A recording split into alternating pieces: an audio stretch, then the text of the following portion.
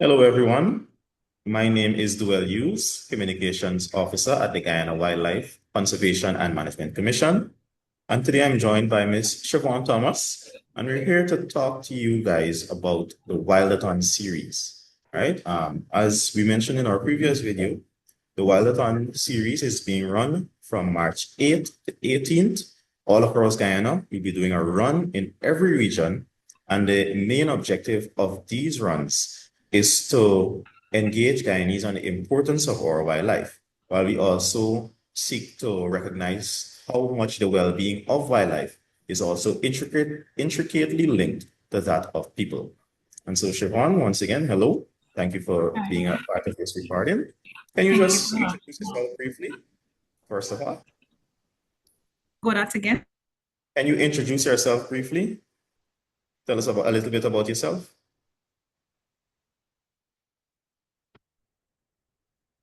Again, sorry.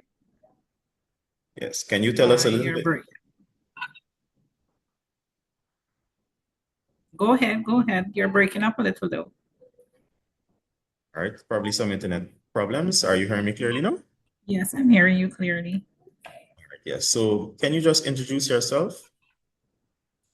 All right, good day, everyone. I'm Shivon Thomas. I'm currently at work. Yes, I'm of age in the 40s line. I'm an account clerk by profession. I have many job titles, including treasurer and so on different entities. But my main focus today is we talking about running. That's right, that's right. So, well, you mentioned that you're a professional. So can you tell us why do you run? And also, if you can also include when you would normally run. So do you have a specific time of day? Do you have like a schedule for running throughout the week? So just give us those two items. Yes. Why I start running? Well, I was never a run girl, Mm. but I started running 5 years ago when I was diagnosed with stage 2 breast cancer. So when I did when I heard that I was stage 2 breast cancer, my whole thoughts and my whole brains kind of rearranged. Exercising wasn't a part of my daily routine or activity. Um, and then when I got over the whole period of getting read and that whole aspect of the breast cancer, I saw and I continued reading, and I saw this group, and then I decided to join it. And when I joined it, that was the best thing that ever happened to me. So from there on, I started encouraging people just like myself and other people with chronic diseases to get out there and don't fall in that depression state. So after joining this group, I started to routine myself, discipline myself. So my exercising days would be on Tuesdays, Thursdays, Wednesdays, and Fridays. Right. Thank you very much. No, well, you did mention that you normally run in a group. Yeah. Now, what would you say are the biggest challenges or obstacles you have had to face in order to actually get out and run?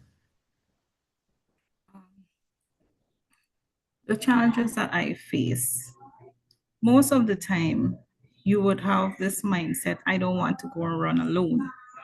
I wouldn't get up to go and run alone.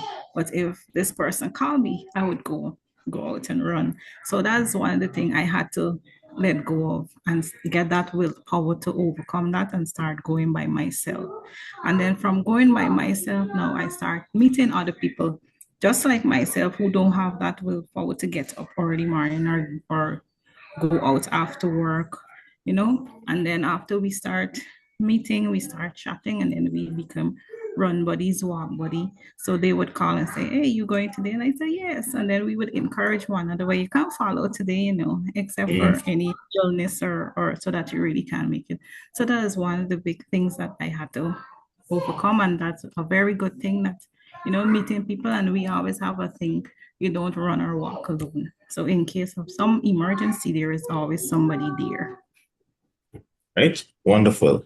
Now, let's talk a little bit about there might be other persons out there who are viewing that for some reason or the other, there are challenges that block them from running, or they see obstacles in their way when it comes to running.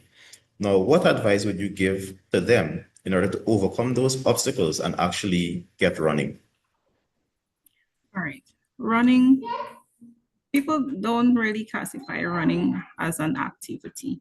People think that running is for athletes alone or for when sports come up, just to take part.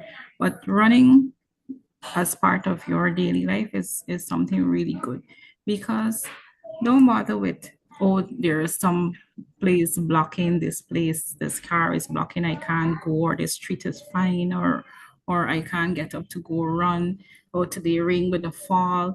Put aside all the excuses, right? You don't have to start running as we say running. You could start by walking, simply walking. And what I tend to do is to help people mark the spots as they walk. You walk from one post to this post landmark, this tree to that tree. And then from eventually walking, you end up running, you end up jogging, you end up going beyond that tree. So that's why I encourage people. I don't encourage people to, hey, can we go run today? Right? People say, oh, I can't run. You understand? I said, well, let's go and walk. And from there, I start encouraging them, encouraging them. And I always got a thing in me. I don't like persons who I meet for the first time. I just keep talking to them, People going through different, let me say, mindset, have different stress levels, different thing that they're going through in their daily life. And when you reach that person and you talk and you don't have to talk about their personal life, but you talk about different stuff, like, and then that encourage them to talk because people just want a body to talk to. And how are you going to reach that body to talk to? You can't talk your personal problem, but by walking or running, you end up forming a conversation, and that's what some people look forward to. All right, well, Siobhan, thank you very much for that advice. And I really hope that persons out there that are watching have been touched by your story. And even those who may see running as an obstacle or a challenge, you have given some very simple tips, I believe, that persons can adopt and actually get running. Right. But even as we close off, let me just remind persons again of the activity that we are promoting, which is the Wild-a-Thon series. Again, we are doing a run in every administrative region of Guyana. And so wherever you are, if you want to now start, if you want to now start running, or if you are an avid runner already, right, this is an event for you because we are not only focusing on running and fitness, but we are seeking to raise awareness about the importance of wildlife. And so there's a website that you can go to register, which is wild-a-thon.com.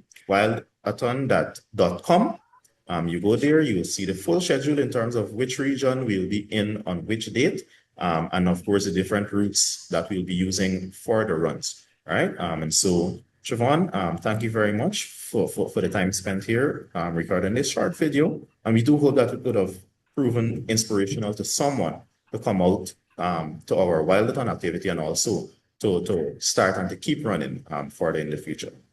Yes, thank you for having me. I remember running is not for what I'm gonna say, the best of athlete, the best person in shape. Running, you come out and it helps you to develop that mental aspect of your life. It's not just running and running because we say running, but it helps you mature more in your everyday activities. You feel healthier, you feel lighter, you feel stress-free, and use nature as a part of it also to help you relax. So that's my little advice. All right. Thank you very much and do have a good rest of the day. You too.